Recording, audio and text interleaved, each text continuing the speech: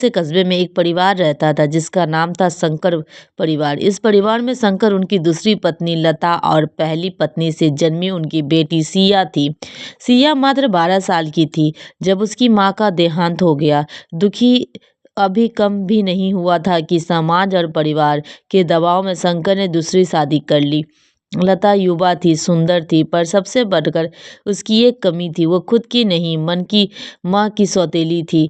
सिया को देखकर उसके मन में अक्सर एक कसक उठती, यह मेरी नहीं, इस पर ध्यान क्यों दूं।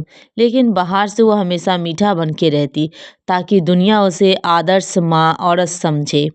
सिया उसके उम्र से ज़्यादा समझदार थी। माँ के जाने के बाद उसने घर का बोझ भी उठाया और पिता का भी सहारा बनी। लेकिन जब लता आई तो उसे लगा कि शायद अब घर में थोड़ा प्यार बढ़ेगा, शायद एक माँ पाएगी। पर दिन उसे महसूस होने लगा कि लता उसे तभी प्रेम दिखाती जब शंकर सामने होता। उसके जाते ही आवाज़ बदल जाती, सिया यह ठीक से घर से कर, इतना समय क्यों लगा दिया, तेरी माँ ने तुझे कुछ नहीं सिखाया क्या।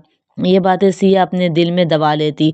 वो जानती थी कि बापू के सामने सच कहने से घर में कलह बढ़े जाएगी। शंकर को अक्सर महसूस होता कि सिया की मुस्कान पहले जैसी नहीं रही। उसकी आंखें थकी थकी रहती है, पर काम और जिम्मेदारी की बोझ में वो लता और सिया के बीच चल रही अंदरूनी दीवार को समझ नहीं पा रहा था। शंकर का मानना था घर अब दोबारा बन रहा है, सब ठीक हो जाएगा, लेकिन वो नहीं जानता था कि दीवारें सिर्फ ईंटों से नहीं, मन के भावों से बनती है।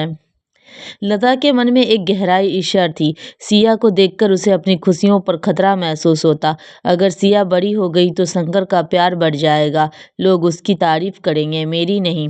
ऐसा सोचकर वो सिया को रोकती टोकती, उसकी छोटी छोटी गलतियां बढ़ा चढ़ा कर बताती।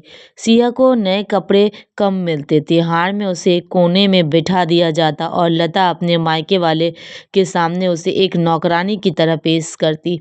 एक दिन स्कूल में वार्षिक समारोह था। सिया ने कविता प्रतियोगिता में पहला स्थान पाया।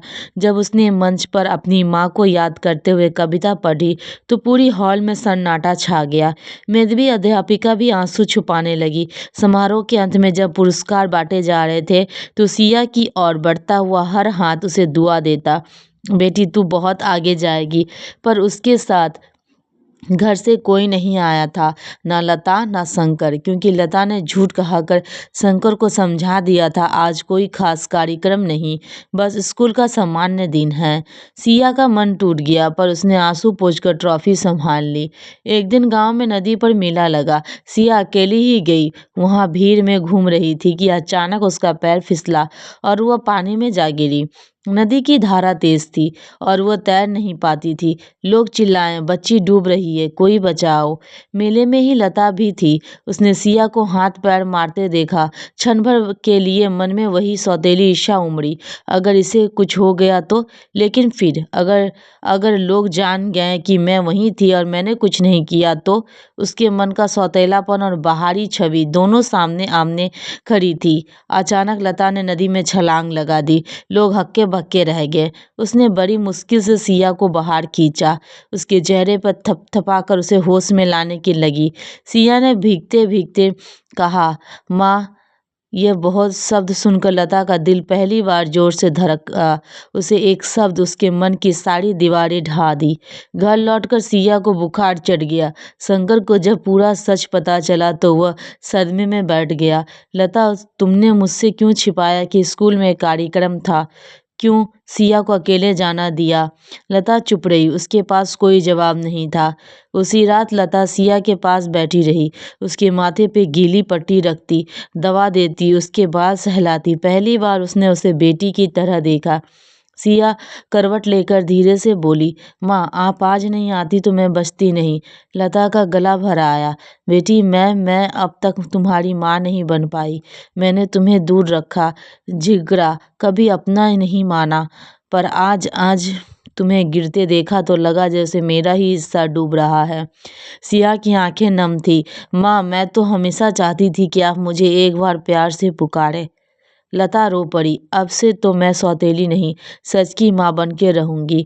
उस दिन के बाद लता का व्यवहार पूरी तरह बदल गया। अब वह सिया को डांटने के बजाय उसे प्यार करती, उसके साथ बैठती, पढ़ती, कपड़े सिलती। त्योहार आए तो सबसे पहले सिया के लिए नई चूड़ियां लाई। बाजार गई तो उसके लिए रिबन और किताबें भी लाई। सिया की मुस्कान वापस आ गई। शंकर को भी लगा कि घर में फिर से जीवन लौट आया है। लता अब समझ चुकी थी कि माँ बनने के लिए खून का रिश्ता जरूरी नहीं, मन का रिश्ता जरूरी होता है। और जहाँ मन का रिश्ता होता है, सौतेलापन मिट जाता है। धीरे धीरे लोग कहने लगे, सिया तो लता की बेटी जैसी लगती है। और लता यह सुनकर गर्व से मुस्कुराती।